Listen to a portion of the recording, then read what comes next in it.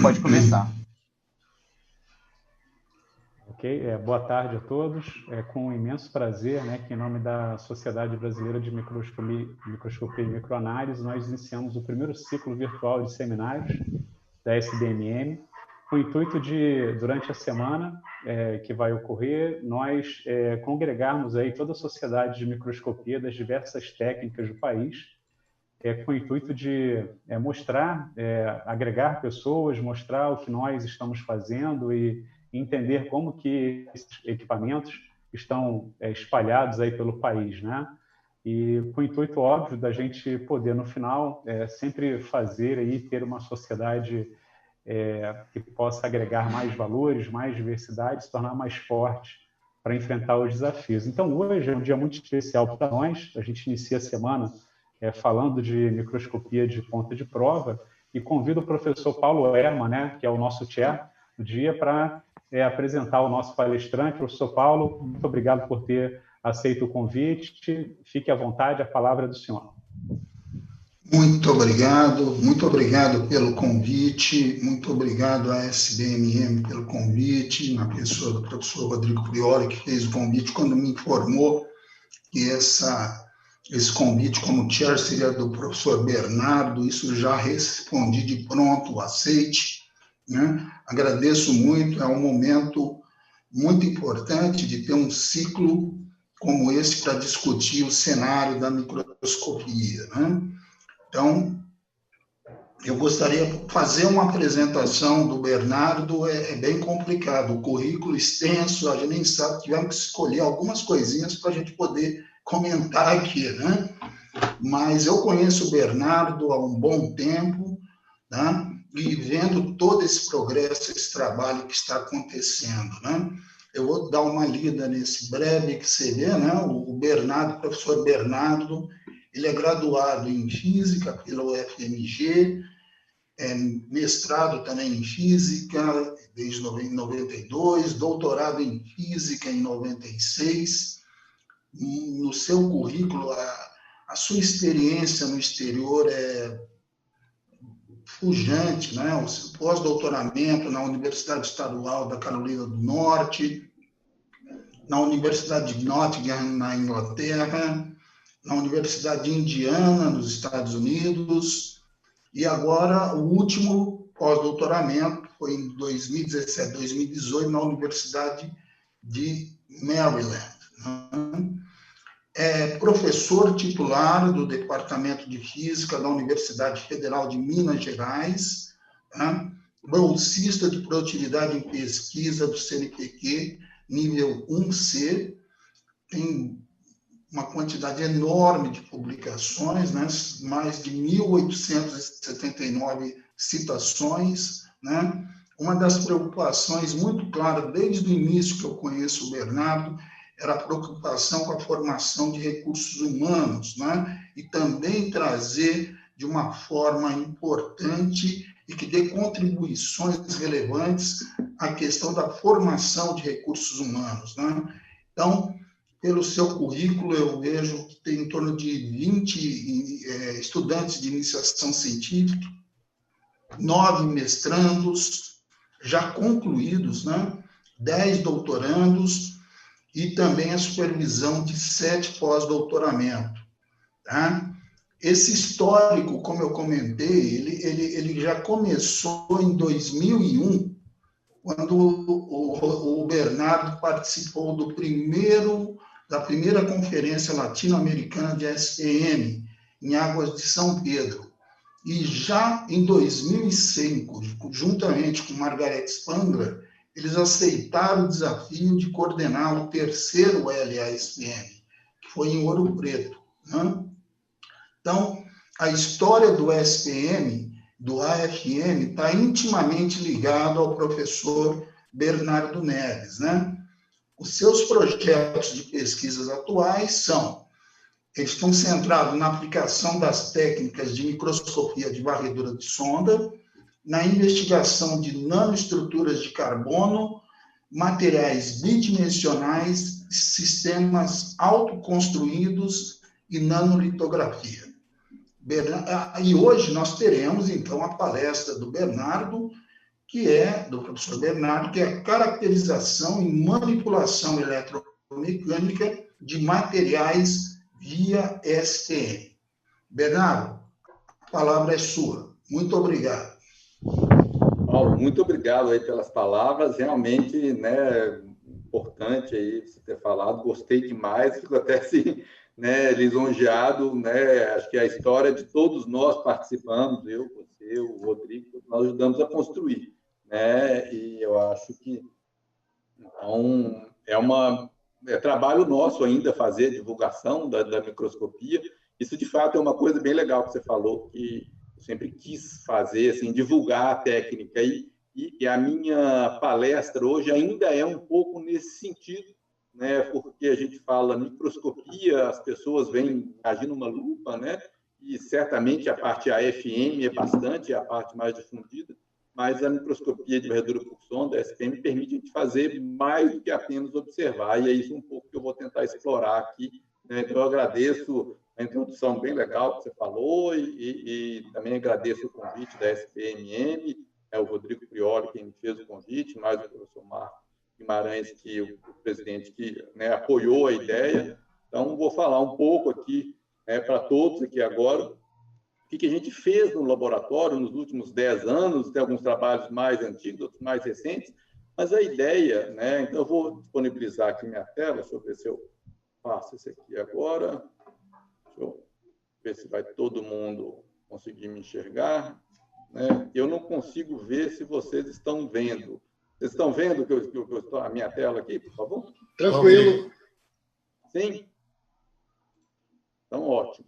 Então, beleza. Então, né, o que eu vou mostrar aqui agora, né, para vocês é um pouco do que a gente fez no laboratório, né? A ideia dessa apresentação aqui, né, eu não vou discutir com detalhe nenhum dos trabalhos, é ilustrar, através de um conjunto de trabalhos que foram desenvolvidos lá, né, que a gente pode fazer mais do que simplesmente imagens bonitas, né? Tem 3 imagens aí bastante coloridas, né? Eu sempre gostei de usar tons que não sejam tons tradicionais de AFM, uma escala de marrom-laranja, né? Mas a gente consegue ter informações bastante interessantes e modificar, né, algumas propriedades da matéria e estudar essas modificações. Então, isso que é a ideia dessa apresentação, né? Então, dividi ela. Eu peço desculpas que vai estar em inglês aí os slides, mas eu vou falar tudo em português, e é porque eu acabei, né, aproveitando palestras similares e já deixo tudo em inglês, que eventualmente facilita apresentações em congresso. Mas, enfim, então tem uma introdução, o que é a microscopia de varredura por sonda, né? Depois alguns resultados lá do laboratório, né, na parte inicial de manipulação de objetos com oxidação, redução, depois a gente vai para materiais, né, nanomateriais de carbono, depois materiais 2D, e por último a conclusão. Então, o que é a microscopia de varredura por sonda? O que é isso? E a ideia central aqui que eu vou falar para vocês é que ela é mais que uma grande lupa para esse nanomundo, ou seja, além de a gente só observar ali o que está acontecendo no mundo, a gente consegue fazer outras coisas. Então, o que é? Então, tem aqui, né, imagino que vocês estejam conseguindo ver aqui meu mouse, né, tem uma ponta muito pequenininha que interage localmente, e esse localmente está grifado porque ele é importante aqui, revelando as propriedades desse material, né, morfológicas, mecânicas, elétricas, etc. Mas, além dessa parte de revelação, né, tem uma parte bastante importante. A gente consegue também, com essa mesma ponta, modificar essas propriedades e depois estudar essas propriedades. É isso que a gente faz, né, com essa interação bastante local dessa ponta, dessa sonda mecânica aí que existe, né? E uma pergunta bastante comum, assim, é quão localizada essa interação é, né? Ou seja, qual que é a resolução que você consegue. E, às vezes, você já leu alguma coisa de microscopia e tem aquela ideia de que é um átomo na ponta da amostra interagindo com um átomo lá na superfície, um átomo, né, na ponta, com um átomo da superfície.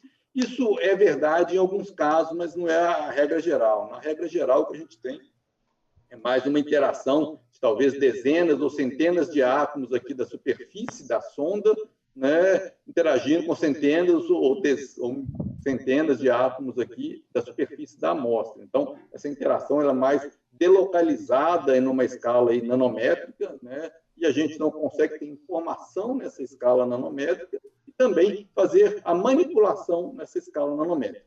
Em alguns casos, é possível fazer isso numa escala atômica, mas os equipamentos que eu tenho no meu laboratório, né, é mais essa situação aí nanométrica do que uma situação.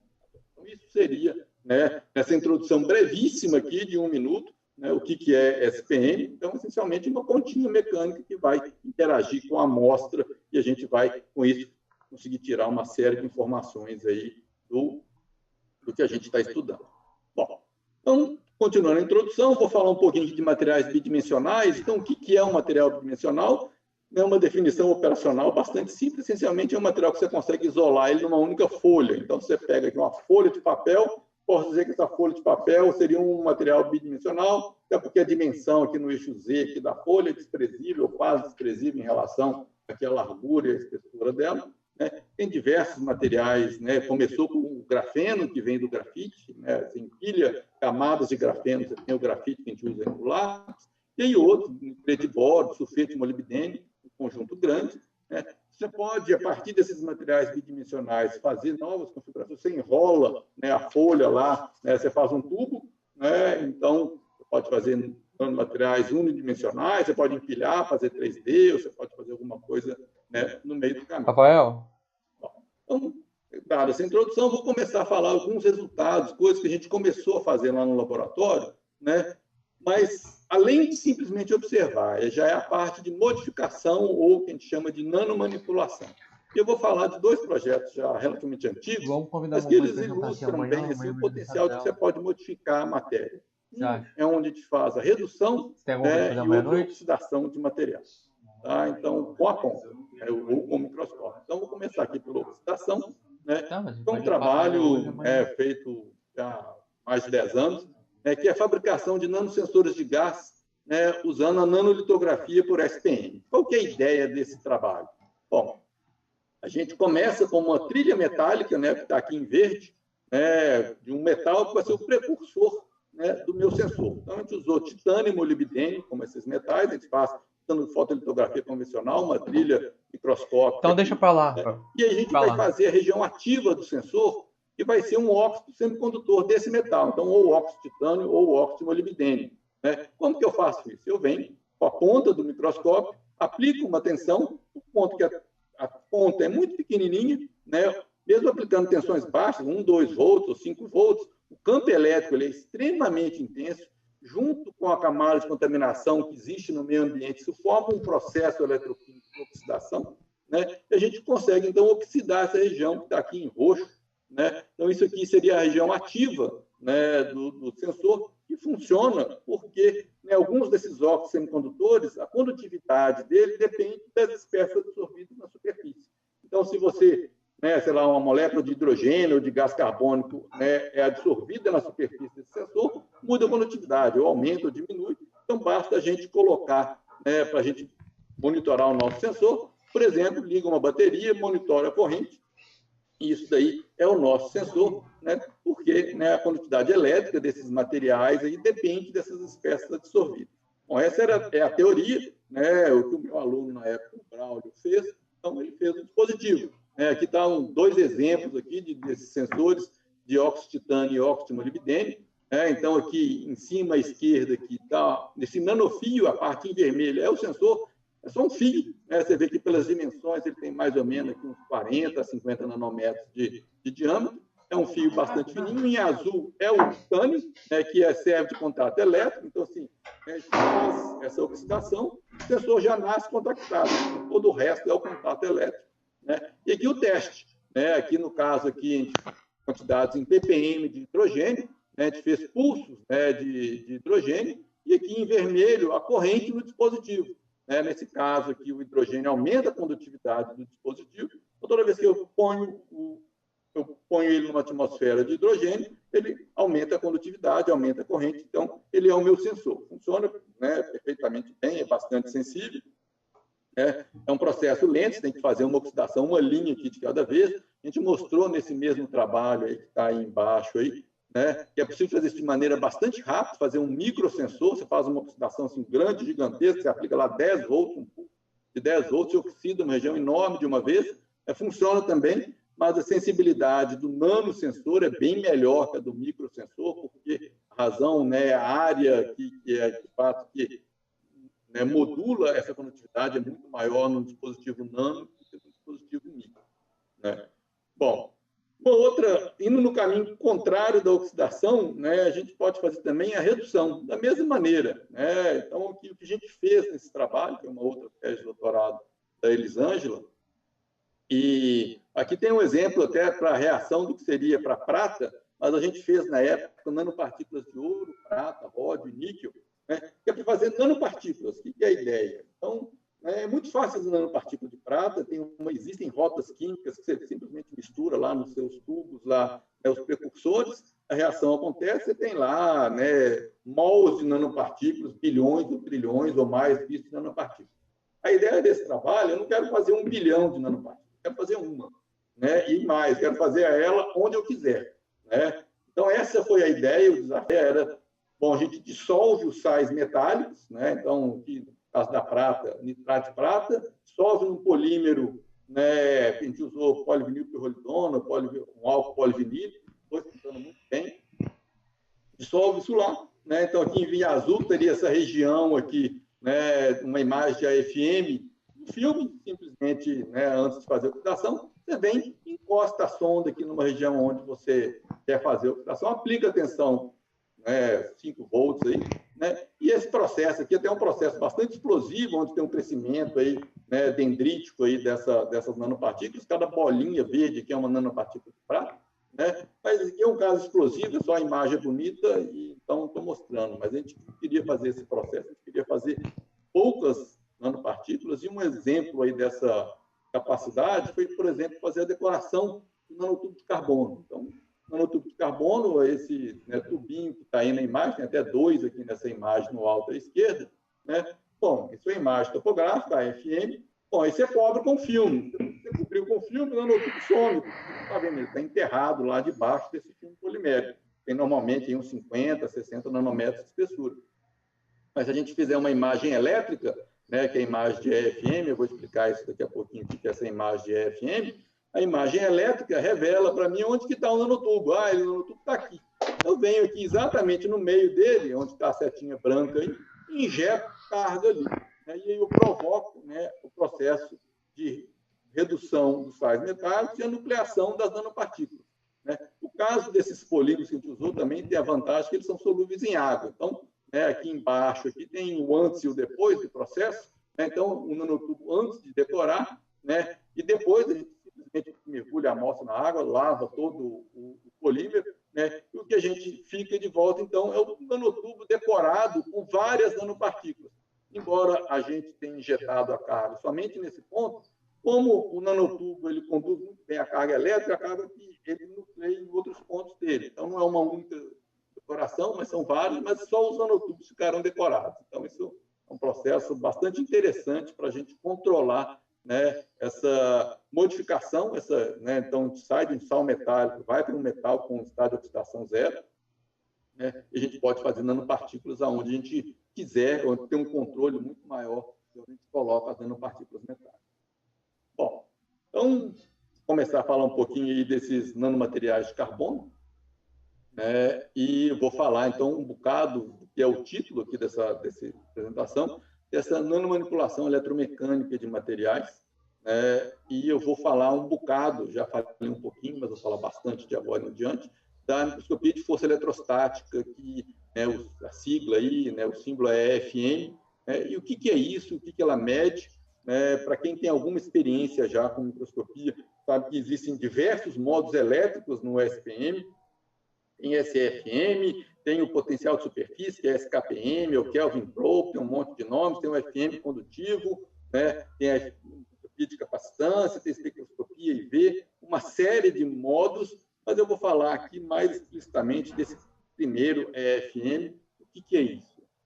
Então, o que é a técnica de EFM? Bom, ela é uma técnica de 2 passagens. Então, se numa primeira passagem, que está aqui em azul, a sonda vai, de fato, encostando na superfície, ou muito próximo à superfície, e aí determina a topografia, que nem está aqui, vamos supor que eu tenho essa amostra aqui. Então, na primeira passagem, eu descubro qual que é a topografia da amostra, e aí depois de uma segunda passagem, eu vou suspender essa sonda aqui a uma certa distância, tipicamente algumas dezenas de nanômetros, de 20 a 50 ou 100 nanômetros, né? E você tira a vantagem de que a informação topográfica é uma informação de muito curto alcance, né? Então, rapidamente, essa interação sonda-amostra que dá origem à topografia, com 10 nanômetros, ela já morreu, 10 nanômetros de distância. Enquanto que a interação elétrica, se for de polo, ela vai, né, longe, né? Ou se for de carga livre, então, aí que ela, né, vai quase 1 micron de distância. Ou seja, se você está aqui a dezenas de nanômetros de distância, você está essencialmente monitorando só a informação elétrica. Então, você pode medir, por exemplo, cargas elétricas, variações na constante de elétrica do material.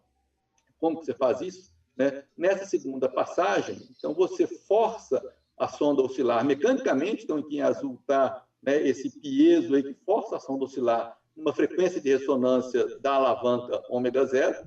Né? Essa alavanca ela tem uma constante de mola K, né? E, ao mesmo tempo, você aplica uma tensão entre a sonda, né, e a amostra. Então, você está, na verdade, construindo um capacitor, onde uma das placas do capacitor é a base do contato na sua amostra, e a outra placa do capacitor é a sua sonda, que você força ela a oscilar verticalmente, aqui que eu estou chamando aqui de um eixo Z, para cima e para baixo.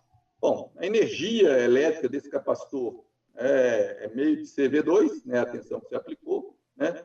Então, se tem essa energia potencial, o gradiente dessa energia potencial é a força de interação entre a sonda e a alavanca, e o gradiente dessa força, então, é algo que é proporcional à derivada segunda da capacitância, né, e a tensão que você aplica. Muito bem, um caso bastante simples, vamos supor que você tem algumas cargas livres aqui na sua amostra, né, e aí você pode desenvolver um modelo bastante simplificado, e a equação que eu estou colocando aqui é um modelo talvez mais simples que eu posso fazer, né? Se esse gradiente dessa força for menor que a constante de mola, essa é uma condição que é fácil de se conseguir, acaba que o sinal de EFM que a gente mede vai ser uma variação na frequência. Então, eu estou forçando essa sonda a oscilar com uma frequência, né, ômega 0, sei lá, 100 kHz, e eu meço alguma variação aqui de alguns hertz nessa frequência, né, por causa dessa interação elétrica entre a sonda e a amostra. Né? Isso depende, né, da carga, vamos supor que tem uma carga Q livre na amostra, e depende desse acoplamento capacitivo, né, ou a derivada da capacitância aqui, né, e da tensão que eu aplico. Então, eu tenho uma resposta puramente eletrostática, se eu tiver cargas livres, tem uma resposta puramente capacitiva, né, mesmo se eu não tiver cargas nenhumas, eu vou ter, e tem um termo aqui que é uma mistura da resposta elétrica e da resposta capacitiva. Só para ilustrar isso daí em termos de imagens, então aqui tem uma imagem de 2 nanotubos de carbono, então a imagem de AFM, eles estão por acaso cruzados aí, né, são 2 nanotubos, né, e a gente vem aqui numa determinada região e injeta carga nesse nanotubo aqui.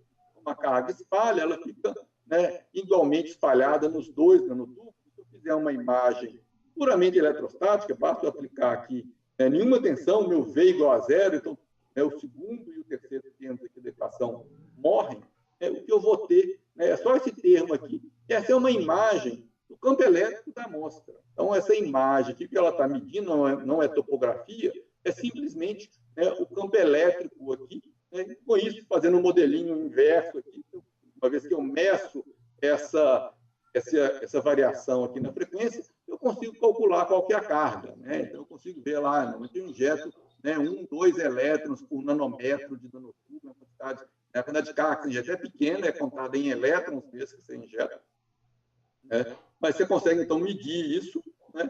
Tem, se eu ligar aqui agora uma tensão, eu ligo, a resposta, esses 2 termos aqui da equação, o segundo e o terceiro, a resposta capacitiva. Então, se eu aplico a tensão, por exemplo, negativa na sonda, eu vou ter esse tipo de resposta. Se eu aplico uma tensão positiva, eu vou ter esse outro tipo de resposta. Você pode brincar aí com as respostas elétricas e capacitivas.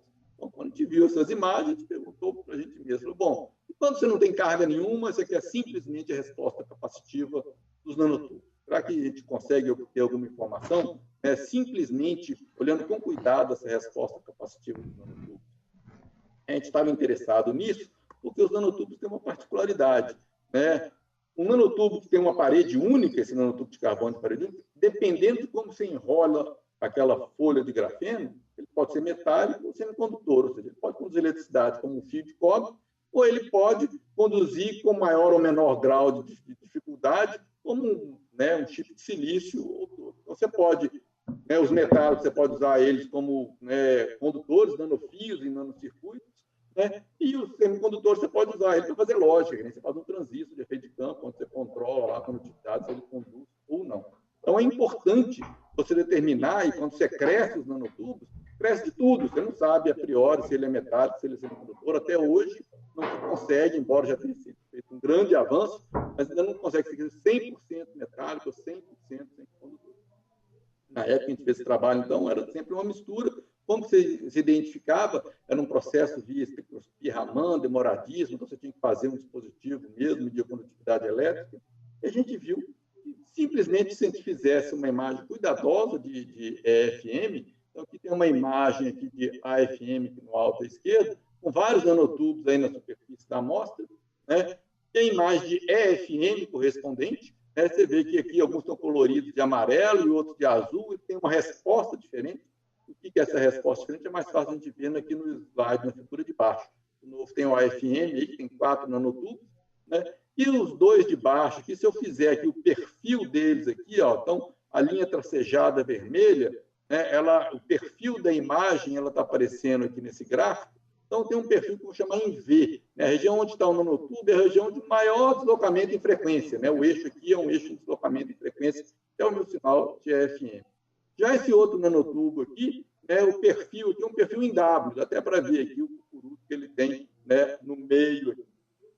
Bom, usando o Raman, que era certificado, a gente viu que, na verdade, todo nanotubo que tem esse perfil em V, ele é um nanotubo metálico, todo nanotubo que tem o perfil semicondutor, ele é perfil em W, é um nanotubo semicondutor, e assim, eu não tenho muito tempo para explicar os detalhes do porquê disso, está bem aqui nesses 2 artigos aqui embaixo, explica bem a lógica disso, mas o importante é que agora a gente tem uma ferramenta bastante direta e imediata de investigar um conjunto grande de nanotubos, falar, esse é metálico, esse é semicondutor.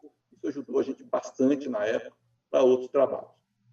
Então, vamos fazer aqui agora então, as nanomanipulações mesmo, agora que a gente já falei um pouquinho aqui da microscopia mesmo, da GFM, o que é. Bom, então, o primeiro trabalho que a gente fez nessa linha de modificar mecanicamente ou fazer modificação eletromecânica no material foi a deformação.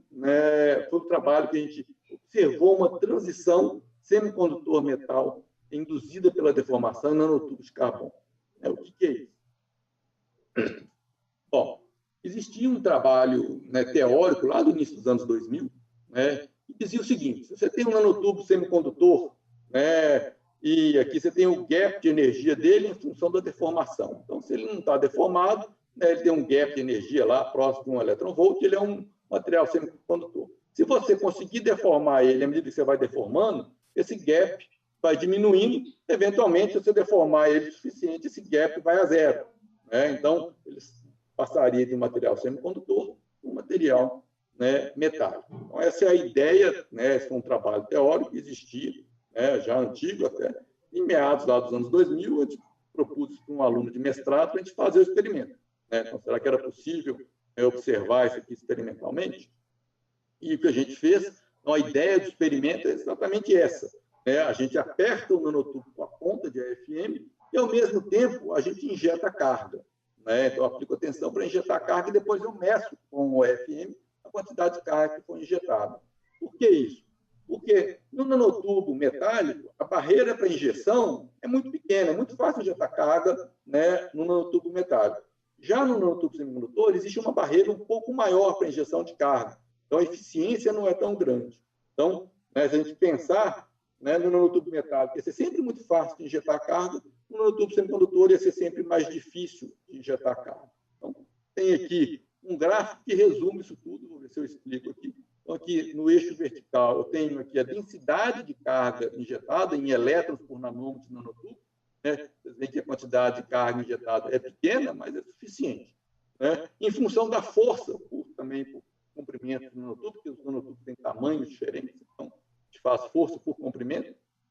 Mas, enfim, né? Então, né, para o nanotubo metálico, que está aqui em verde, a quantidade de carga que você injeta, ela não depende da força que você faz. Então, se você deforma ou não o nanotubo metálico, ele vai ser sempre muito fácil de injetar carga, essencialmente constante. Né? Já para o nanotubo semicondutor, que está aqui em vermelho, inicialmente é difícil de você injetar a carga, mas à medida que você vai deformando ele, você vai aumentando a força, né, você vai fazendo com que a eficiência aumente e, eventualmente, você chega num estado onde ele também para de melhorar. Então, depois que se deformou ele num certo tanto, não adianta deformar ele mais, porque ele vai estar sempre já nesse estado aí, onde é muito fácil conduzir. Né? A gente monitora o diâmetro, então aqui à direita em azul, então o diâmetro desse nanotubo semicondutor. Normalmente começa lá em torno de 1,7 nanômetros, quando ele atingiu mais ou menos de 0,6 nanômetros, quando ele atingiu esse regime aqui, né, que seria o custado metálico. E isso é exatamente o que a teoria previa, para que esse nanotubo aqui, semicondutor 18,4, virasse metálico com essa deformação aqui. Então, a gente tem essa evidência elétrica bastante forte dessa deformação, né, desse processo aí. A gente ficou bastante feliz com isso aí na época. Bom, agora fazer um outro trabalho, uma outra ideia que, embora tenha sido feito muitos anos depois, né, nasceu desse trabalho. Então, vamos supor que agora você tem aqui, né, 2 nanotubos, e um deles tem carga. Né, e, eventualmente, nanotubo, você pode pensar em um dispositivo nanoeletrônico, onde o nanotubo é parte do seu dispositivo, ele pode estar próximo do nanotubo, né, como uma parte do dispositivo próximo de outro. Né? Se o nanotubo estiver carregado, será que ele transfere parte da carga dele para o outro? E essa carga vai como de um para o outro? Será que ela vai diretamente no processo de tunelamento ou ela vem aqui, né, via estados aqui do substrato? Então, essa foi a pergunta, né, que eu fiz com uma aluna de doutorado na época, e ela fez um tour de force aqui, de microscopia, porque aqui todo esse trabalho é feito com microscopia. O que é isso? Então, primeiro, a gente queria comparar os metálicos e os semicondutores. Então, a primeira coisa que a gente tem que fazer é fazer a imagem de EFM e ver se o nanotubo é metálico ou semicondutor. A gente, né, vendo lá se ele é o perfil EV ou se é W, a gente consegue determinar isso, falar, esse aqui é metálico, esse aqui é semicondutor. Né? Bom, a gente vem com uma ponta agora de diamante, né, e corta esse nanotubo, cria, então, 2 pedaços, né, um pedaço, o mesmo nanotubo, separa ele em 2, né? E aí agora, troca a ponta de novo, põe uma ponta metálica para injetar a carga, e aí eu posso injetar a carga, por exemplo, nesse lado do nanotubo. Uma vez que eu injetei a carga, eu faço a imagem de EFM e imerso a quantidade de carga que foi injetada. Né? Se eu injetei uma quantidade muito pequena, a gente observa que nenhuma carga transfere para o outro nanotubo. Mas se eu injetei uma quantidade grande de carga, esse valor de lambda, que a densidade de carga é grande, eu observo que existe uma quantidade de carga que é transferida para o outro nanotubo. Bom, uma vez que eu fiz isso, eu medi a quantidade de carga que foi transferida, eu venho aqui, agora faço um processo de manipulação, empurro uma das extremidades do nanotubo para um lado, aumento a distância aqui, que é feito com uma certa distância, vario a distância e repito o processo. Então, a gente fez um estudo dessa transferência de carga em função da distância dos nanotubos. Né? Então, aqui só para mostrar exemplos de imagens, então, no cantinho aqui, nessa imagem aqui no alto à esquerda, que está no inset, que é a imagem de FM, talvez seja meio difícil de ver aqui, mas a seta amarela mostra onde o nanotubo foi cortado. O nanotubo está aqui em vermelho, e ele foi cortado nesse ponto. A gente injetou carga inicialmente só na parte de cima, quantidade pequena. Então, só a parte de cima que está aqui na imagem de FM aparecendo. Só ele tem carga, só que é uma imagem de cargas livres, o campo elétrico evanescente, né, evanescente das cargas. Então, só a parte de cima está carregada, a parte de baixo não está. Mas se a gente injeta uma quantidade grande de carga aqui no nanotubo de cima, né, parte da carga é transferida para a parte de baixo do nanotubo, né, e a gente pode medir essas coisas. E aqui na figura C e D, que ilustra esse processo de manipulação. Inicialmente, esses 2 nanotubos estavam a uma distância aqui de 23 nanômetros um do outro. A gente vem cá com a ponta de FM, empurra esse nanotubo aqui um pouquinho para a direita, né, e varia a distância aqui, agora aumentou em uns 10 nanômetros a distância dos nanotubos, repete o processo de injeção de carga. E aí, o que a gente vê? Bom, então a gente fez essencialmente 2 modelos, a gente tinha olhado na literatura, o pessoal sabia, a carga do nanotubo, ela normalmente sai por um processo de tunelamento, né, o mecanismo Fowler-Nordheim, já bem estabelecido, tunelamento eletrônico, né? Então, a gente propôs dois mecanismos. Olha, a carga que está nesse nanotubo pode vir daqui para cá, ou por esse processo direto de tunelamento, né? Ou então por um processo que a gente chamou de indireto, né? Que é mediado por hopping, né? Ou mediado por estados aqui, né? Do substrato, um mecanismo de hopping, onde o elétron passa aqui, tem algum estado disponível para cá, e ele vai eventualmente, ele vai para o outro, né? Nanotubo dessa maneira, né? Aqui também, de novo, não tem os tempo aqui para explicar os detalhes da equação, mas essencialmente, né, os nossos resultados, a gente separou vindo no tubo metálico dos semicondutores, né, a gente usou essa equação para ajustar todos os resultados, e o que eles mostram é o seguinte: para os nanotubos metálicos, independente da distância de separação entre eles, né, ou próximos ou distantes, né, o processo de transferência é sempre direto, sempre esse mecanismo de tunelamento, né, via, né, o mecanismo Fowler-Nordheim. Já para nanotubos semicondutores, né, quando eles estão próximos uns dos outros, né, esse mecanismo aqui, via o substrato, esse mecanismo direto, é bastante importante, né, e ele domina. E já para quando está mais longe, esse processo de substrato cai muita eficiência e volta a ser dominado por um processo de tunelamento. Então, é um resultado também bastante interessante, né, que, né, deixou a gente bem feliz, que foi um trabalho, assim, essa aluna, né, esse trabalho de manipulação foi um trabalho custoso, né, mas ficou bonito no final das contas. Bom, voltando aqui agora para os materiais 2D, ou indo para os materiais 2D, né, já falei do grafeno, nitreto de boro, sulfeto de molibdênio, tem um conjunto enorme de materiais, né, mesmo talco, a gente mostrou alguns anos atrás que talco, uma coisa super comum, principalmente aqui em Minas Gerais, pedra-sabão, tem tudo quanto é lado aqui. É um material bidimensional também, com algumas propriedades interessantes, mecânicas muito boas. Mecanicamente, ele é quase tão bom quanto o grafeno e o nitreto de boro, e custa, sei lá, 1/100º, 1/1000º do preço. Então, para reforços mecânicos, ele é um candidato mais natural do que o grafeno, em termos econômicos. Bom, mas eu quero falar aqui de uma coisa assim, você fazer um material artificialmente, né? Então, né, a descoberta de um álcool de diamante bidimensional. O que é isso? Então, de novo, a gente tem uma colaboração muito forte com a teoria. O pessoal da teoria lá, nossos colaboradores, eles tinham feito a seguinte conta: olha, se você tiver pelo menos 2 camadas de grafeno, né, com íons hidroxila, você aplica pressão entre essas 3 coisas aqui, acaba que esses íons hidroxilas, eles favorecem uma reibridização sp3 estável. Você tem essa estrutura, que é a estrutura do diamante, né, com um OH, ou seja, um álcool de diamante, né, que a gente chamou, então, de Diamondol. Na época, bom, isso era teoria, né, será que era possível observar isso? E a gente usou a seguinte coisa: bom, o grafeno é um condutor de eletricidade, uma folha de grafite. Já esse diamante é isolante, né? Então o Diamondol aí, ele é isolante. Então você tem um material elétrico, que é condutor, e outro que é isolante. Então, a gente já sabia, né, o nosso experimento tradicional parecido lá com o nanotubo, onde agora a gente aplica uma força, né, e injeta carga. E aqui agora eu estou querendo ver o oposto daquele efeito da transição semicondutor metal lá dos nanotubos, aonde, aqui de novo, essencialmente a carga injetada, né, por uma única folha de grafeno, né, uma monolayer de grafeno, a quantidade de carga injetada independe da força, sempre constante.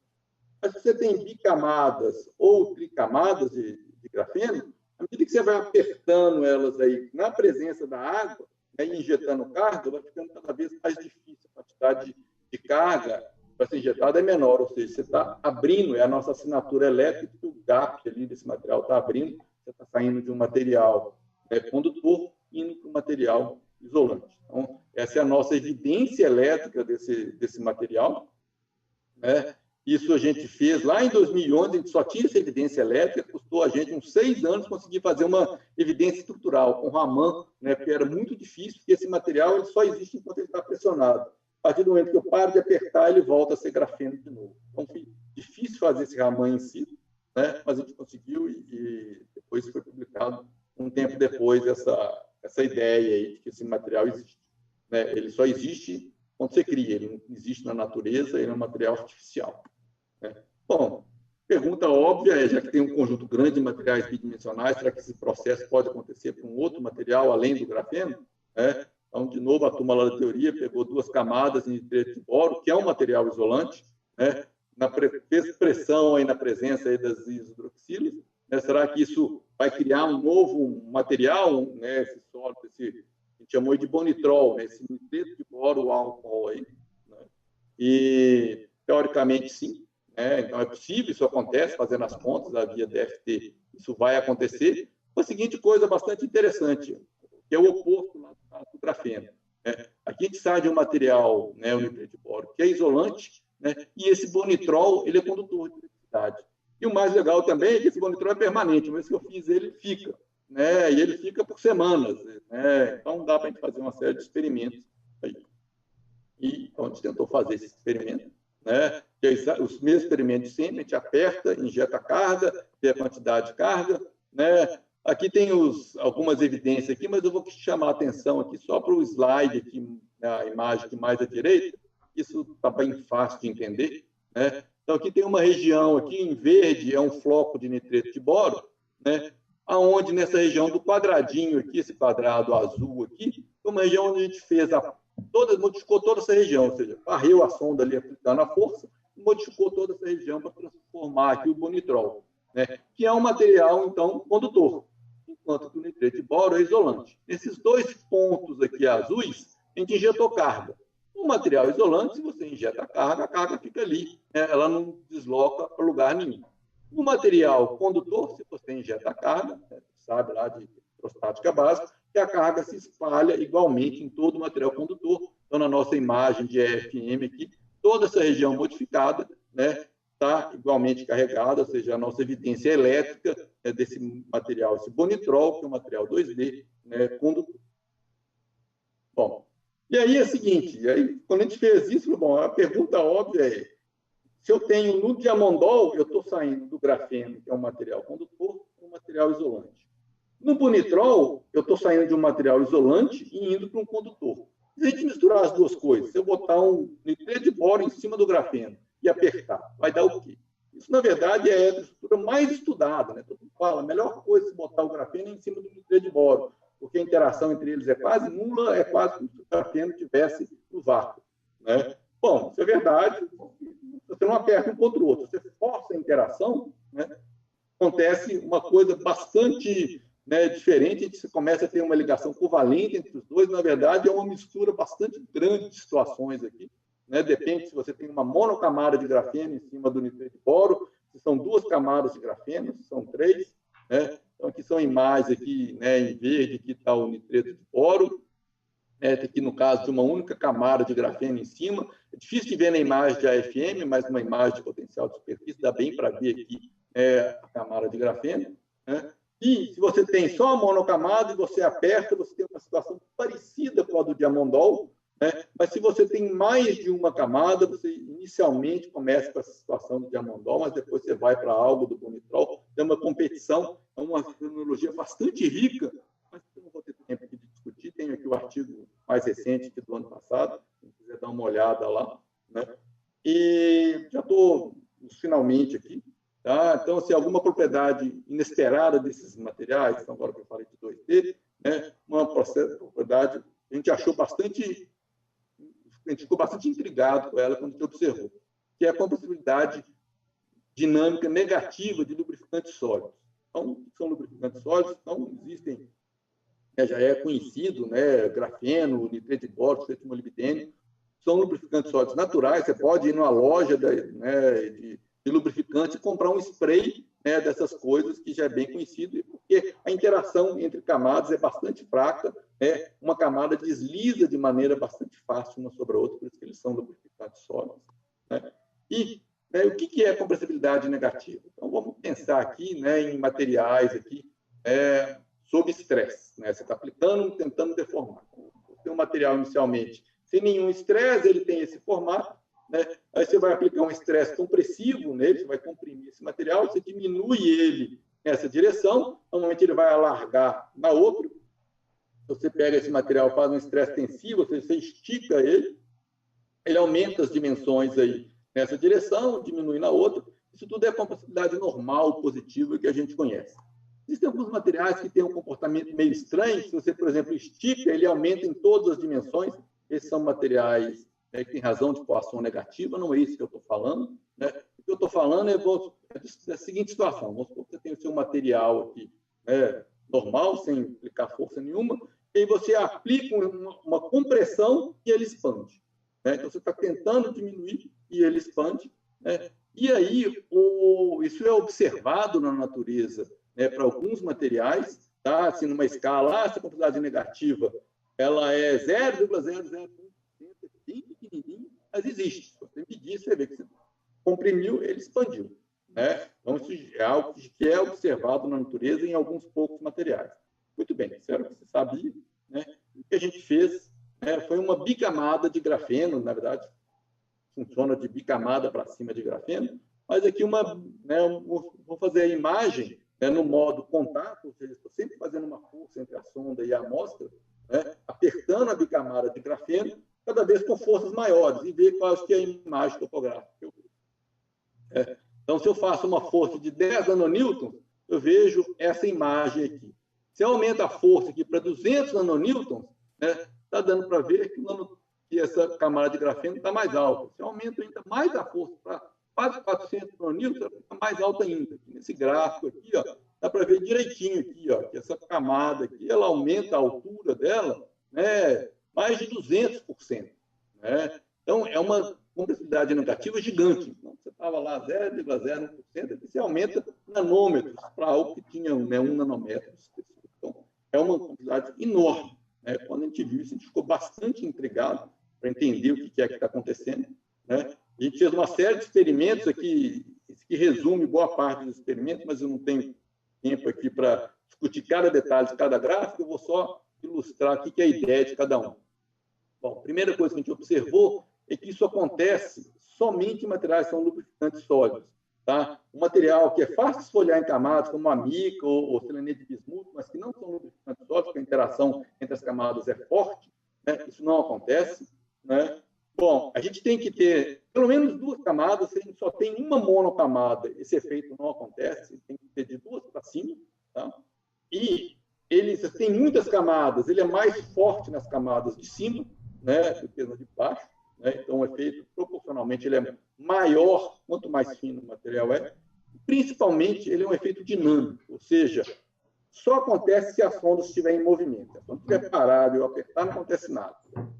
A sonda tem que estar em movimento aqui, arrastando o movimento de cisalhamento. E aí, isso que deu a dica para a gente, que esse processo aí essa compressibilidade negativa nada mais é que um processo de compressão com cisalhamento. E aí, como é muito fácil essas camadas deslizarem, elas deslizam, que nesse cartoon aqui, enrugam, aqui tem uma simulação aqui dinâmica molecular, onde ela enruga, e isso aí é o que a gente observa como a expansão do material. Bom, e a última coisa que eu vou falar aqui agora, apresentar, é essa propriedade, alguma coisa que tem um interesse um pouco maior. Aliás, antes, deixa eu falar aqui dessas propriedades mecânicas de materiais 2D. Então, a gente pensar aqui num material qualquer, bidimensional, como eu falei, uma folha de papel, um lençol, ele é muito fácil de enrugar. O lençol que você acaba de dormir está todo enrugado lá, que nem mostrando essas imagens. Isso acontece nessa escala macroscópica e acontece também na escala nanométrica. Então, aqui, quando você esfolia lá seus materiais 2D, então você tem aqui nitride de boro, grafeno, talco, é bastante comum de ver essas rugas. O material não sai lisinho, ele sai enrugado. Inclusive, algumas dessas rugas, dependendo do processo, elas podem ficar cristalograficamente orientadas e tudo. Isso é um outro trabalho interessante que a gente fez, não vou comentar aqui. Mas a pergunta que a gente queria responder aqui era como que essas rugas deformam? Então, se a gente pensar aqui, tem a ruga aqui, isso aqui é uma simulação dinâmica molecular, tem a ruga e eu posso vir com a ponta e apertar. Se eu acertar exatamente em cima, eu vou ter essa deformação, que eu vou chamar aqui de deformação vertical. Se a sonda acertar meio de lado lá a ruga, eu vou chamar isso de uma deformação lateral. Bom, a gente viu nesse trabalho aqui que a gente fez essa deformação de centenas de rugas, mas que tudo, se a gente fizer um processo de reescala, aí tem essas equações aí desenvolvidas lá pelo nosso colaborador teórico, que mostram que, assim como os nanotubos de carbono também tem, que tinha mostrado isso, na verdade, é a mesma ideia da deformação de nanotubos de carbono, né, que é sempre um processo que está para se modelar ele. Todas as rugas, independente do tamanho e da altura delas, elas podem ser todas colapsadas num único processo universal, que depende apenas da deformação, né? E o que foi legal nisso daqui foi que a gente viu o seguinte: então, vamos supor que a gente tem aqui uma ruga, né, e que a altura dela varia, que nessa ruga que está aqui no meio, né? Então, tem, né, que ela começa baixinha, à medida que ela vai passando aqui, ela vai aumentando, ela ficando mais alta. E aqui é um gráfico da dureza dessa ruga, né, ou desse stiffness da ruga, aí, em função da altura dela. E, à medida que ela vai aumentando a altura, ela vai ficando mais rígida, né? Isso é um resultado bastante contributivo, né? Tem que pensar numa folha de papel aqui, ó, lateral aqui, ó, eu consigo botar essa folha em pé. Se eu botar ela em, né, nessa dimensão maior aqui, ó, ela é bem mais, né, flexível. Então, né, num material comum, né, quanto maior essa dimensão aqui, mais fácil ele de dobrar, né? E a gente ficou intrigado, isso acontece não só para o grafeno, acontece para os três materiais, para o grafeno, para o unité de boro, para o tal, que a gente estudou, mas isso tem a ver com o seguinte processo. A gente pegar aqui agora essa mesma folha, que era bastante flexível, e criar nanorrugas, agora esse material é bem mais rígido, ou seja, né, essas rugas elas ficam mais duras à medida que elas ficam mais altas, porque você tem nanoflutuações, umas flutuações flexurais, que são essas subnanorrugas que tem aqui no papel, né, nesse caso aqui macroscópico, que dão essa dureza adicional a esse material. E, por fim, agora, finalmente, o trabalho final, né, um trabalho que eu achei bastante interessante, porque, né, de outros materiais bidimensionais, o sulfeto de molibdênio talvez seja um dos maiores candidatos a ter uma aplicação imediata já, né, porque ele é bastante eficiente, a fotoluminescência dele é bastante eficiente se você tem uma única camada. E nesse trabalho aqui, a gente mostrou que a gente ainda pode aumentar ainda mais a eficiência, né, quântica desse processo de fotoluminescência, se a gente fizer uma pequena manipulação nessa camada. Então, aqui tem um conjunto de resultados aqui, tem nessa coluna aqui, né, a microscopia óptica, nessa coluna AFM, essa outra parte de fotoluminescência e depois o Raman. Bom, então esse é simplesmente um floco de sulfeto de molibdênio que tinha várias camadas e dobrou uma sobre a outra, né? Tem uma região aqui que é de monocamada, que aqui na imagem da FM é o marrom aqui médio, né? A fotoluminescência é a região mais intensa né, essa eficiência da fotoluminescência, tanto maior, né, quanto menor o número de camadas, e o Raman mostra para a gente que isso de fato é uma monocamada, né?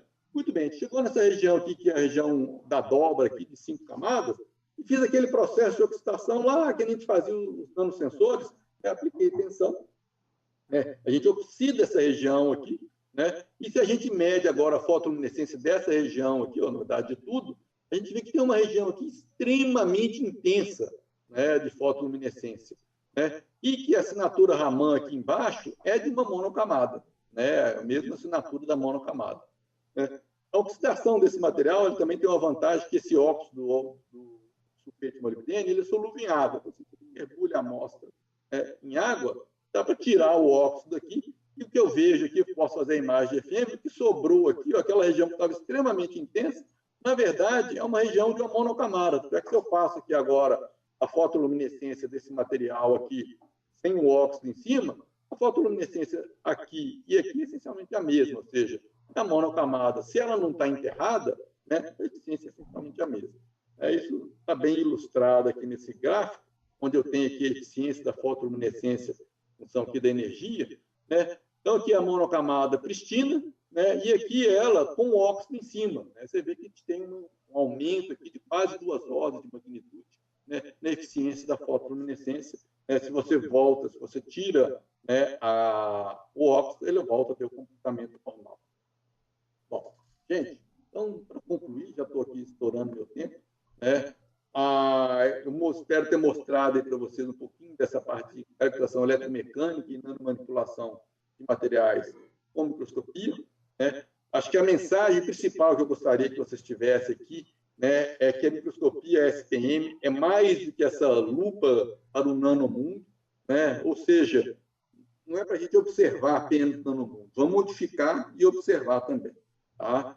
E, bom, tenho que agradecer a toda a turma, os meus ex-alunos, que hoje são pesquisadores aí em diversos locais e professores, né, fizeram o trabalho de fato, eu mesmo não faço quase nada, né, colaboradores de teoria que ajudam, né, o pessoal do dinheiro. Eu queria só, né, fazer uma última brincadeira aqui, que você pode fazer até arte com isso daí, né? Você pode usar lá a sua litografia para você começar a desenhar e fazer em escala nano.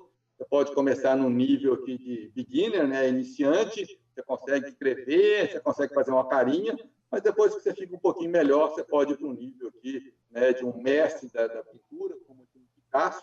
O que é esse quadro aqui? Esse é um quadro real, na verdade, que eu gosto muito, pintura original, tem uma reprodução disso na minha sala, que é o Dom Quixote do Picasso, né? E aqui, aonde aqui, o que é aqui a tela é um fio de titânio, né? E o que está pintado aqui, né, a tinta, é o óxido de titânio. Então, o que a gente fez, eu botei isso aqui, né, no microscópio, né, com a assinatura do Picasso, né, e ele oxidou. Então, a sonda veio varrendo aqui, na região aqui onde está escuro, aqui, né, no meu modelo, eu mandava ele oxidar, então ele oxidou, fez exatamente esse nano Picasso aí, é o original reduzido em 1 bilhão de vezes.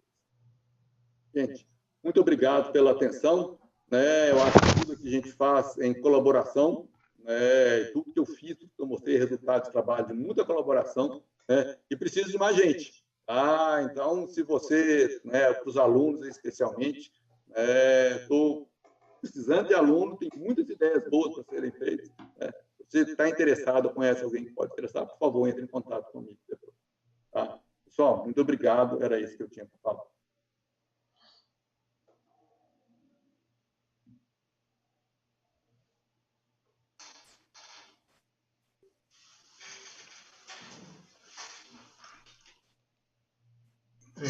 Bernardo? Oi. Estou te escutando. Está ótimo. Poxa, Bernardo, muito obrigado, viu? Uma belíssima apresentação. Né? E uma coisa que você encerrou, que foi muito bacana, foi a questão de arte e ciência. E você colocou no nanomundo, né? Essa imagem do Picasso. Né? Parabéns, excelente. Essa questão da nanolitografia é algo que me chama muita atenção também. Né? Olha, muito bacana, viu? Essa é uma imagem emblemática, né? No nanomundo, arte e ciência, na nanoescala, né?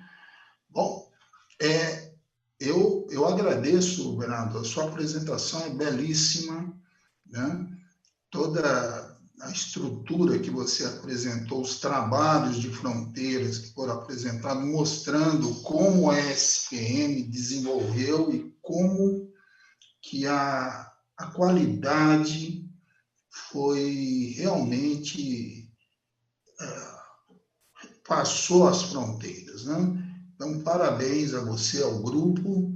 Isso é muito relevante e o Brasil está dando contribuições relevantes no nível mundial. Né? Bom, eu vou iniciar, então, com as perguntas. Né? Aí, no caso, eu não sei se já haveria perguntas para o Bernardo. Né? Se tiver, eu pediria que passassem a ele, senão eu já teria algumas perguntas aqui minha mesma. Né? Tá? Eu fico a questão aí do pessoal da organização. Perfeito. O Paulo, o Eduardo que está falando, eu posso pedir ao Bernardo para tirar o compartilhamento de tela e os demais convidados podem abrir a câmera, né, para a gente iniciar a parte do debate. Eu estou monitorando aqui o YouTube, por enquanto não surgiu nenhuma pergunta no YouTube, então fica à vontade aí para os convidados, ou você mesmo, Paulo, iniciar aí os questionamentos para a gente debater. Tá ótimo, tá ótimo. A minha pergunta, Bernardo, ela vai tanto no nível técnico e também no nível global e praticamente daquilo que a SBMM está discutindo com relação ao futuro do SPM no nível nacional e internacional. Tá? Então, eu pergunto nesse sentido, essa questão Dentro dessa discussão, eu estou entendendo que a SBMM, o próprio Rodrigo já tinha comentado a respeito de fazer um levantamento de como está o SPM no Brasil e tudo mais, eu estou entendendo que serão subsídios também para esse levantamento. Então, eu te pergunto, né? O futuro do SPM, logo desde 82, né, desde que foi iniciado, eu tenho certeza que muita coisa ocorreu, né?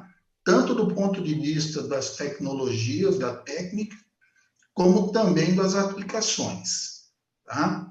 Como é que nós vemos isso hoje? Quer dizer, o Brasil e o mundo estão olhando como isso? Tá? Onde é que nós temos ainda que gastar esforços? Onde é que nós temos que responder algumas perguntas que não foram respondidas? Tá? Então, eu me lembro muito bem a questão isso tecnicamente, falando do modo dinâmico, né? O tapping mode. Tá? Os modelos para tapping mode ainda não estavam muito bem equacionados. Tá? O lado qualitativo e quantitativo. Tá? Como é que você também vê isso? Só para começar o debate, tá bom? Aí eu posso depois colocando mais algumas coisas. Obrigado, viu, Bernardo? Obrigado a todos. Obrigado, Paulo. É uma pergunta, né, bastante complicada de responder. Assim, eu tenho a minha visão, né, de como que eu vejo a evolução e a direção, mas essa é a minha visão apenas, né? Não quer dizer que é o que acontece, né, em vários aspectos. Então, o que eu acho, né? Estou começando aí pelo fim, né, da parte da evolução dos modelos e tudo. A parte desses modos dinâmicos, eu acho que ela, de fato, foi bastante bem entendida, né? E o que monitora, o que gera os sinais lá, a fase e tudo, isso, na verdade, foi bastante desenvolvido, assim, para você conseguir, de maneira quantitativa, extrair propriedades mecânicas dos materiais. Isso acabou evoluindo num modo que hoje vários dos fabricantes têm como que eles chamam da melhor maneira de determinar propriedades mecânicas dos materiais, que hoje chamam de peak force, ou eles chamam de jumping mode, cada fabricante vai ter, né, outros chamam lá de hybrid mode, que é uma mistura, você põe a sonda em contato e, ao mesmo tempo, faz ela oscilar ali, né, em contato com a superfície, né, e aí você monitora essa força, você consegue extrair propriedades mecânicas do material. Então, teve essa evolução, né, porque o que eu acho que um esforço grande, né, que a microscopia fez nos últimos anos, né, assim, o pessoal que desenvolve, é sair do qualitativo e tentar ir para o quantitativo. Tá? Então, assim, a gente, naqueles primeiros modelos lá, qualitativamente era muito fácil dizer, esse aqui é mais viscoelástico que esse, ou é mais duro, é mais macio, né? Tem mais carga, tem menos carga, é um potencial elétrico maior ou menor. Esses números, qualitativamente, era muito fácil interpretar e falar isso. Mas foi feito um esforço enorme para falar, não, tudo bem, ele é mais macio quanto? Qual que é a dureza? Né? Qual que é o número que eu vou ter para esse material? Né? Ou qual que é o potencial de superfície exato? Qual que é a função trabalho desse material aí agora? Né? Então, acho que foi feito um esforço grande, conseguiu-se muitos avanços aí nesse período. Né? Obviamente, aqui no Brasil, a gente vai acompanhando, uma ou outra coisa a gente consegue fazer, mas não não tem condições de competir, mas a gente vai dar contribuições boas. Né? Então, acho que a gente consegue contribuir, né, dentro das nossas limitações, até porque o grupo, né, os pesquisadores é muito mais reduzido que no restante do mundo.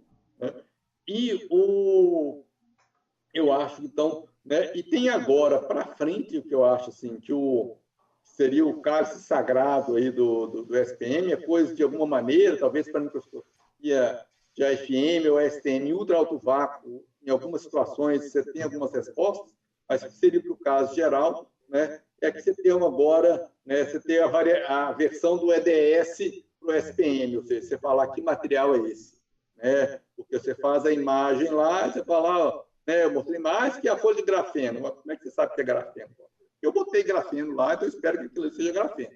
Né? Você passa uma série de medidas elétricas, isso é compatível com grafeno, então mas eu não tenho nenhuma medida para falar, isso aqui é carbono. Né? Não tem uma medida química que fala isso aqui é carbono, isso aqui é ouro, isso aqui é aquilo. A propriedade mecânica disso aqui é compatível com a do ouro, isso aqui é compatível com a do grafeno. Então, isso aqui é grafeno. Essa especificidade química, eu acho, assim, tem assim, algumas empresas e laboratórios de pesquisa investido pesado, né, para conseguir ter. Aí tem diversas variações aí, usando fase, que é o que o pessoal faz em ultra alto vácuo, né? Mas, ou então, você começa a fazer, né, que é o que o pessoal da Oxford, que era a Xylon, você esquenta, né, com uma ponta e aí acaba que dissolve alguma parte do material, você captura aquilo, aí você vai fazer uma análise de espectroscopia de massa desse material que é dissolvido. Então, ainda é uma espectroscopia de massa, mas controlada e induzida pela sonda. Esses são caminhos assim, de tentar ir para a parte quantitativa. Tá? Bom, isso eu acho que assim, é a minha visão, né, da evolução que eu vi, do que eu vejo para onde está caminhando. E eu acho que tem uma outra coisa assim, que ainda precisa bastante, e isso, essa iniciativa aqui da SPM é bastante louvável, porque eu acho assim, a SPM está bem estabelecido na área de materiais. É uma ferramenta hoje que quem trabalha com materiais entende bem, mas na área de biologia, ciências da vida, né, existem alguns trabalhos, pelo menos aqui em Minas Gerais, eu vejo assim, né, algumas interações que eu tenho com o pessoal da biologia, então deve haver muito, né, traz algum artigo, eu vi isso aqui no artigo, não tem direito, é possível fazer isso daqui, né? Então, assim, é expandir, né, a microscopia na área de ciências da vida, e que eu acho que tem um campo enorme onde a microscopia SPM pode contribuir. Tá. Bom, era essa. Poxa, muito obrigado. Foi excelente. Eu acho que a sua visão, como você disse, é a minha visão, mas ela é ampla. Isso é muito importante. As experiências que você teve nesses períodos vivendo, trabalhando com parceria, com internacional e tudo mais, dá um overview do que está acontecendo, né? Então, bom, eu iniciei as discussões, eu não sei se tem alguém mais que gostaria de colocar algumas coisas, né? Por favor. O Rodrigo, acho que deve ter perguntas aí também, né? Tenho duas perguntas aqui que surgiram no YouTube. Rodrigo, você quer fazer primeiro a sua? Eu abro para o YouTube depois, pode ser? Tá, pode ser. Vou... Então, ok. Bernardo, primeiro, foi ótima a sua apresentação. Eu acho essa ideia de você poder usar um instrumento que te permite medir, observar coisas em escala nano e também manipular essas coisas em escala nano, eu acho que abre eu diria que uma avenida de possibilidades, né, nesse mundo, não só da física, mas na física, na química, na biologia. Enfim, acho que isso é muito interessante. E aí me vem sempre na cabeça o seguinte: uma das coisas muito particulares da microscopia de força atômica é o fato de a gente ter uma pontinha pequenininha em contato com alguma coisa. Você pode descrever um pouquinho para a gente como é que se dá a natureza desse contato? Como é que você transfere carga de uma pontinha pequenininha para uma superfície? Como é que se dá a natureza desse contato? É um átomo? São vários átomos? O que está acontecendo aí nessa interface? É um pouquinho aquilo que eu falei, né, lá no primeiro slide. Na verdade, eu passei toda a microscopia no único slide, sem dar detalhe técnico nenhum. Então, essa interação, né, da sonda com a amostra, e aí você tem diversos modelos, e dependendo das situações, uma situação domina um mais do que a outra. Então, eu dei o exemplo lá, você pode, para caso de STM e alguns outros casos, modelar a sua ponta como sendo um último átomo que vai interagir com um átomo aqui da superfície da amostra, porque a corrente do tunelamento, no caso do STM, que é um caso especial, e onde essa corrente de tunelamento depende exponencialmente da distância, então você consegue ter essa interação extremamente localizada no átomo. No AFM, isso acontece em alguns casos especiais, às vezes num processo de atrito, que é uma coisa que você estuda bastante, você pode descrever aquilo como modelo de uma única asperidade, e aí você pode descrever o último átomo ali da ponta como sendo o principal nesse modelo. Normalmente você tem interações, as interações físicas são interações tipo Van der Waals, ou de polo induzido, coisas do tipo, até repulsões condições eletrostáticas. Então, assim, você tem uma gama dependendo da distância, né? Então, assim, se você está, de fato, em não contato, o que é um não contato? É quando o overlap aí das funções de onda é essencialmente muito pequeno e não tem nenhuma repulsão, né? Então, você tem ali uma interação de polo induzido e polo induzido, interações de London ou coisas do tipo, né? Onde é uma interação atrativa inicialmente, né? E aí, né, se você aproxima mais ainda, aí a nuvem eletrônica da ponta começa a ver a nuvem eletrônica da amostra, e aí você começa a ter uma repulsão eletrostática, e aí essa interação fica fortemente repulsiva, que é o que a gente chama lá do contato mecânico, mesmo na hora que a gente tenta apertar o material, a gente não consegue. Então, tem uma faixa, e estudar essas transições aí, assim, é uma coisa que o pessoal que trabalha com a FM em ultra alto vácuo explora bastante bem, né? Então, assim, você faz a sonda oscilar lá, assim, né, com amplitude de oscilação de angstroms a uma distância também de poucos angstroms da superfície. Você está provando exatamente esse regime lá, né, dessa interação do limite de interação repulsiva e atrativa, e você consegue, então, ter aquelas ligações químicas maravilhosas, aquelas imagens de resolução extremamente bonitas que o pessoal consegue. Então, eu acho que, no caso do AFM é isso, aí você tem distâncias bastante longas, você pode ter interações que morrem muito mais devagar, né, por causa das interações eletrostáticas, ou interações magnéticas, né, ou potencial de superfície também, que é uma coisa, que é uma interação entre cargas, ou uma diferença, na verdade, da função do trabalho, né? Então, tem um conjunto bastante rico de interações, que eu acho que isso é legal também, porque permite um bocado de gente a dar as contribuições, isso é uma coisa que ainda está em desenvolvimento, né? Quando você tem um objeto que nem uma ponta em contato com a superfície, você tenta deformar a superfície, né? E aí a sua ponta também deforma, a sua alavanca deforma, você modelar isso tudo para tentar entender, né, a imagem. Eu acho, uma coisa que eu falo para os meus alunos sempre tomarem cuidado é o seguinte: o microscópio sempre gera uma imagem, né? Não interessa o que você faça, você põe lá, ele vai cuspir uma imagem do outro lado. E aí, se você não entender o que está acontecendo, você pode ter uma interpretação totalmente errada do que é a sua amostra. É importante você ter uma ideia dessas interações, do que está acontecendo. Artefatos aparecem aos montes, né, na microscopia. A gente entender essa física da interação é importante para a gente poder fazer os modelos corretos do que está acontecendo. Tá? Eu não sei se eu respondi para você. Obrigado. Ótimo, Bernardo. Eu vou aproveitar, então, Paulo, pedir licença sua e vou trazer aqui 3 perguntas em bloco que surgiram no YouTube. Primeiro, assim, diversas pessoas se manifestando, parabenizando pela apresentação. Então, 3 perguntas.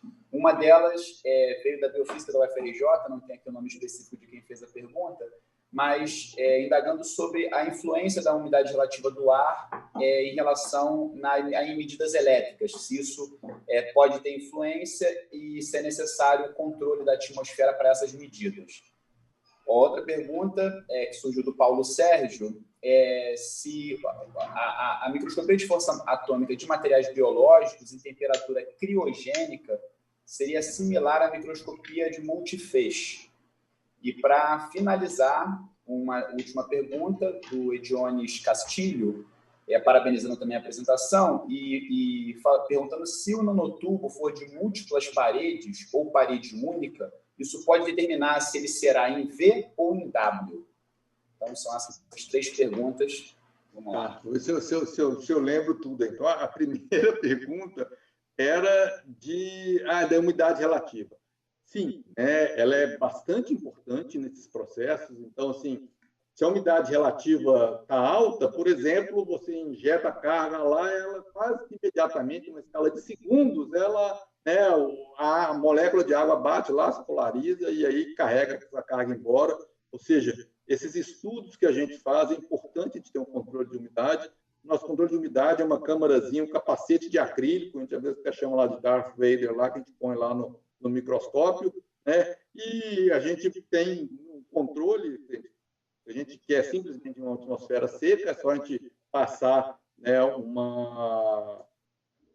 nitrogênio seco, por exemplo, e em 10 minutos seca, a gente aquece toda a região ali da amostra e tudo, e a gente pode aquecer, a gente tem um acessório de aquecimento na amostra, a gente dissolve toda a água da amostra, então a gente pode fazer realmente a superfície seca, né? E né, em alguns processos, como de oxidação e de redução, também é importante, porque é um processo eletroquímico. Então, a água entra como meio, parte do meio eletroquímico, ou o meio que vai fazer o transporte de íons desse material durante o processo. Então, assim, se você tem um ambiente totalmente seco, você essencialmente não consegue fazer aquela oxidação anódica. Então, o quadro do Picasso aí que eu desenhei, né, ele tem uma condição boa, né, em torno de 40%, 50%. Está mais seco que isso, é muito pouco eficiente. Está muito úmido, 60%, aí a oxidação é eficiente demais. É como se você aumentasse o tamanho do seu pincel, né? Você não consegue fazer coisas pequenininhas mais. Né? Então, é importante, sim, né? Mas é bastante fácil a gente controlar isso. Né? Lá a gente fez em casa mesmo. Se a gente quer controlar a umidade, tem duas caixinhas, assim, uma que borbulha o nitrogênio na água e a outra que borbulha o nitrogênio seco. Só controlando lá as válvulas, a gente consegue controlar a umidade que a gente quer. Essa foi a primeira. A segunda pergunta foi... A segunda é se a microscopia de força atômica de materiais biológicos em temperatura criogênica seria similar à microscopia de multifeixe. Eu, ser honesto, eu confessar minha ignorância, que eu não sei o que é microscopia de multifeixe. Tá? Nunca ouvi falar, eu não conheço. Tá? Eu conheço assim, de multifrequência. A microscopia de multifrequência, ela se aplica a qualquer temperatura. Né? Agora, então, não sei. Tá? Não sei o que é isso. Né? E a terceira pergunta? A terceira é se o nanotubo for de múltiplas paredes ou parede única, se pode determinar se ele será em V ou em W. Tá. Não. O nanotubo de paredes múltiplas, a gente até chegou a trabalhar. Aí, assim, é meio uma mistura, é difícil da gente ilustrar, até porque, assim, pelo menos a gente não tem, assim, como dizer, se são 2 paredes, são 3 paredes, quantas paredes. Então, assim, e aí você sai com uma mistura, normalmente ele vai dar alguma coisa parecida com um W, né? Mas não quer dizer que ele é semicondutor. Tá? Então, assim, é inconclusivo. Tá? Então, essa técnica que a gente desenvolveu, ela funciona maravilhosamente para os nanotubos de parede simples. Então, se você viu V, metálico. Se você viu W, é semicondutor. Dadas as condições, lá no artigo a gente descreve direitinho. Isso funciona para uma faixa daquela altura que você faz a segunda varredura, que a gente chama de lift, né? É a distância entre a sonda e a amostra. Você põe em torno de 50 nanômetros essa distância, funciona maravilhosamente bem. Você põe muito mais baixo, muito mais alto que isso, também às vezes dá um erro. O artigo discute isso bem lá, né? Mas funciona bastante bem para single wall. Para multi-wall, né, os nanotubos de paredes múltiplas, ela não é eficiente, não.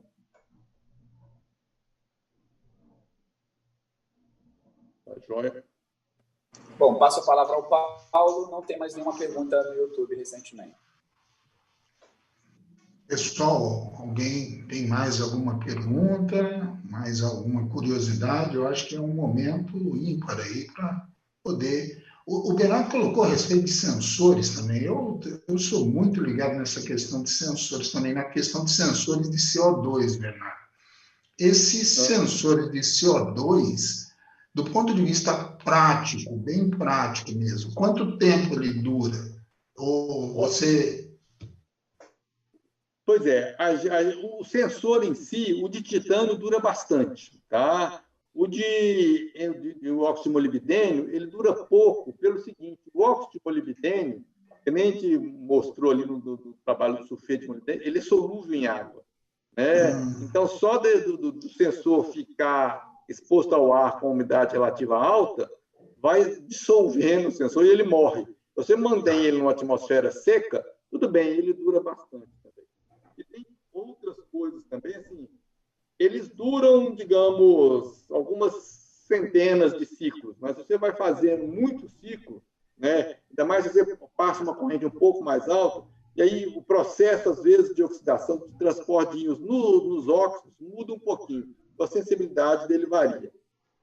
A ideia que a gente fez com isso é o seguinte: como isso é muito simples de ser feito, né? Assim, ele poderia ser feito lá. Se lógico você fazer a linha aqui com a FM, é um processo em série demoradíssimo, mas A ideia daquele microsensor que você vem com a ponta, assim, uma ponta qualquer, e dá um pico de tensão e ele cria aquele microsensor, então é essencialmente instantâneo.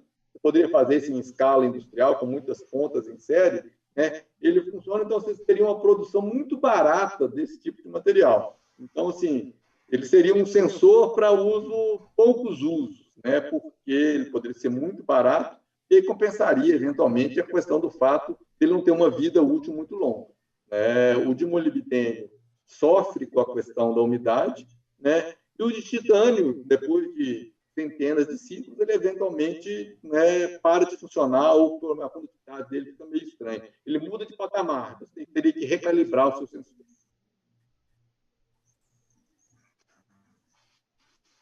Ótimo. Bom, pessoal, eu ficaria perguntando aqui para o Bernardo o dia inteiro, então eu apenas coloco se tem mais alguma pergunta, senão eu dou por encerrado aí aqui as nossas apresentações, tá?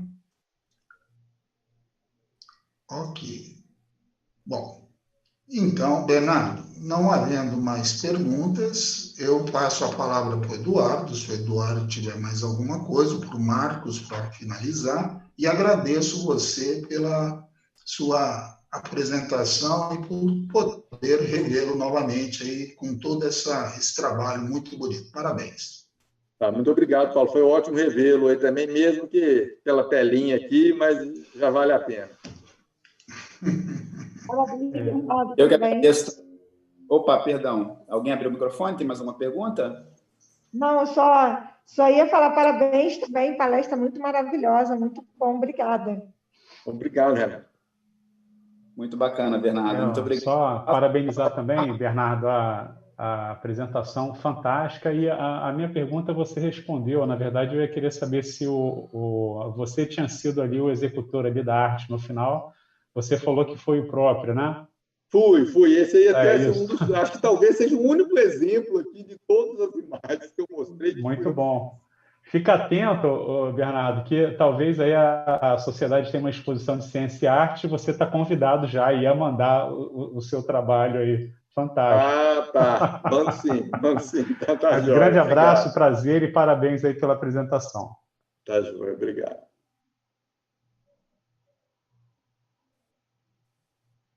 Bom, então, gente, olha, muito obrigado pela oportunidade, né, de apresentar aqui. Espero, se ainda tiver algum aluno aí, estiver escutando, tiver interesse, quiser vir trabalhar, pode me mandar uma mensagem depois, que estou aberto aí a novos alunos. Estou precisando de gente para ir trabalhar comigo lá no laboratório.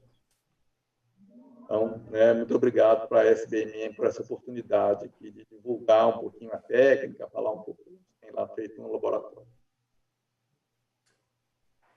Tá ótimo. A gente que agradece, então. Gente, então a gente vai finalizar aí o nosso primeiro dia do nosso ciclo de seminários.